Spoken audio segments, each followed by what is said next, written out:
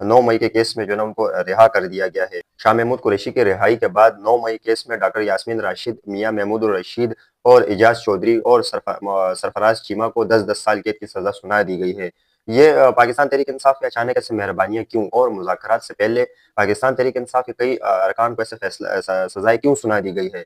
ये मामला हुआ कुछ यूं कि हुकूमत अब इस डर का शिकार है कि क्या आने वाले दिनों में हुकूमत की जो उनकी भी कुर्सी की सख्ती भी नजर आ रही है, और कई मामला जो ना उनका तय है, और जो हुकूमत के साथ भी तय है। तो इस वजह से पाकिस्तान तहरीक इंसाफ ने एक ही बंदे को रिहा किया जिसके हाथ में जो इमरान खान से बात कर सकता है, और इमरान खान को इस चीज़ पर कायल कर सकता है कि आप मौजूदा हुकूमत की कोई ना कोई बात मनवा के अपने बाकी साथियों की भी सजाए कलअदम करार देकर ख़त्म करवा सकते हो।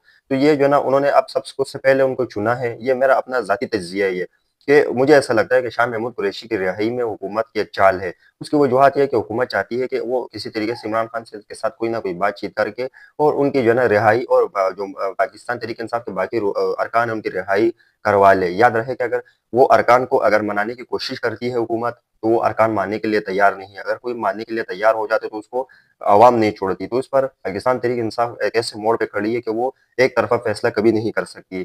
तो इस वजह से अब हुकूमत की एक नई चाल, मुझे जैसा लगता है कि हुकूमत की एक नई चाल है कि वो शाह महमूद कुरैशी को जो ना रिहा करने के बाद उसके अडियाला में इमरान खान से उनकी मुलाकात करवा दी जा सकती है। और जब उनको रिहाई के बाद अडियाला जेल को यानी 3-4 दिन भी लग सकते हैं, 5 दिन भी लग सकते हैं, लेकिन वो अडियाला जेल जाके इमरान खान से मुलाकात कर लेगा। अगली जस्टिस तारिक महमूद जहांगीरी के हवाले से रखते हैं कि उनको किस तरीके से डी-नोटिफ़ाई किया है, उस हवाले से कुछ चंद खबरें आपके सामने रखूँगा।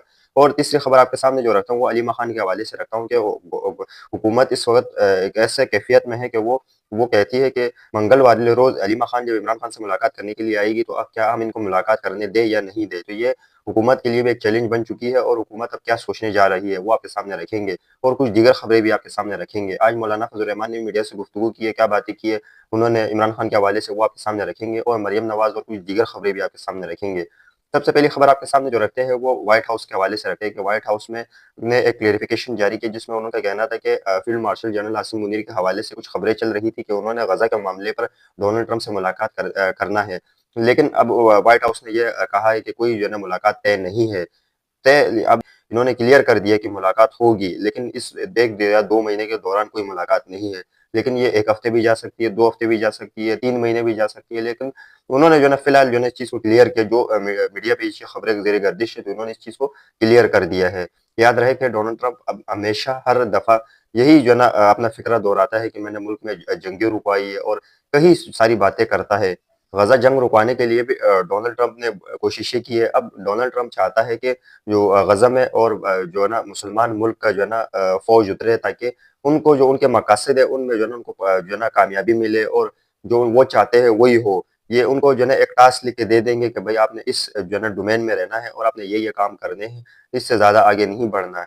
ये उन्होंने जो है ना अपने एक प्लान बनाया हुआ है। तो अब जिस तरीके से अगर पाकिस्तानी फ़ौज उतरेगी, फिर वो इसी तरीके से वो, जैसे मैंने आपको पिछली दफ़ा कहा था कि ये फ़िक ने भी अपनी फ़ौज उतारने से मना किया है, और तुर्की का फ़ौज वो चाहते नहीं है डोनाल्ड ट्रंप, और ना इसराइल उसको चाहती है कि तुर्की का फ़ौज उतरे।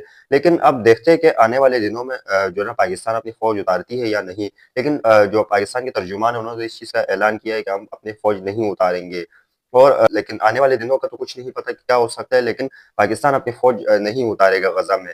और किसी मुस्लिम ममालिक ने भी इस चीज़ का ऐलान नहीं किया, हालाँकि सब ने मना कर दिया कि हम अपना फ़ौज नहीं उतारेंगे। लेकिन देखते हैं कि आने वाले दिनों में इस पे क्या फ़ैसला होता है। अगली खबर आपके सामने रखता हूँ, वो 9 मई के केस में जो है ना उनको रिहा कर दिया गया है। शामिल